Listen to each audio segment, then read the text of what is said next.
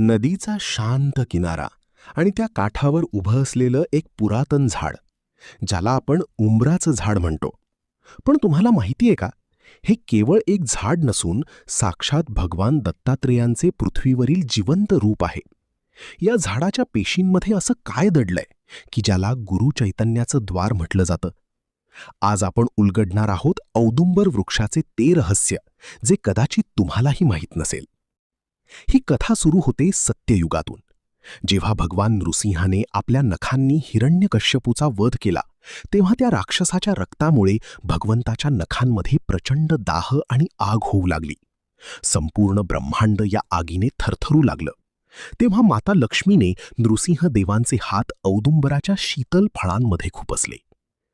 त्या झाडाच्या थंडाव्याने भगवंताची आग तर शांत झाली, पण त्या राक्षसाचं विषारी रक्त या झाडाने स्वतःमध्ये शोषून घेतलं. झाडाची ही सेवा पाहून प्रसन्न झालेल्या भगवंताने आशीर्वाद दिला की या वृक्षाच्या मुळाशी माझाच अवतार दत्त निवास करतील आणि जे कोणी ह्याची सेवा करतील त्यांना माझे दर्शन घडेल. पण हे केवळ कथेपुरते मर्यादित नाही. या झाडाच्या विज्ञानाकडे पाहिलं तर थक्क व्हायला होतं. औदुंबराच्या पेशींमधून जो पांढरा दुधाळ चीक वाहतो, तो त्या पौराणिक शांतीचा अंश मानला जातो. ज्याप्रमाणे आईचं दूध मुलाचं पोषण करतं, तसाच हा रस भक्तांच्या आध्यात्मिक ऊर्जेचं पोषण करतो.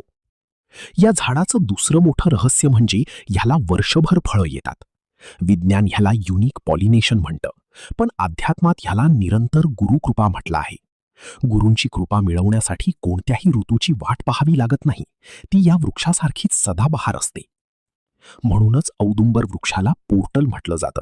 हे एक असं केंद्र आहे जिथे आपली भौतिक दुनिया आणि सूक्ष्म दैवी शक्ती एकत्र येतात. या झाडाच्या सावलीत बसून केलेली साधना थेट दत्तात्रेयांपर्यंत पोहोचते. हे झाड प्राचीन शास्त्रांमधील प्रतीके आणि आजची ऊर्जा यांमधील एक जिवंत दुवा आहे. तर मित्रांनो, जेव्हा तुम्ही एखाद्या औदुंबराच्या झाडाला पाहता, तेव्हा त्याकडे फक्त एक वनस्पती म्हणून पाहू नका. त्यातील त्या अफाट ऊर्जेला आणि दत्तगुरूंच्या अस्तित्वाचा अनुभव घ्या. तुम्हाला ही माहिती कशी वाटली आणि तुमच्या घराच्या किंवा मंदिराच्या परिसरात औदुंबराचं झाड आहे का? कमेंट्समध्ये नक्की सांगा. आणि अवधूत चिंतन श्री गुरुदेव दत्त लिहायला विसरू नका. अशाच रहस्यमयी आणि प्रेरणादायी कथांसाठी आपल्या लिटिल स्टोरी बुकला आजच सबस्क्राईब करा. धन्यवाद.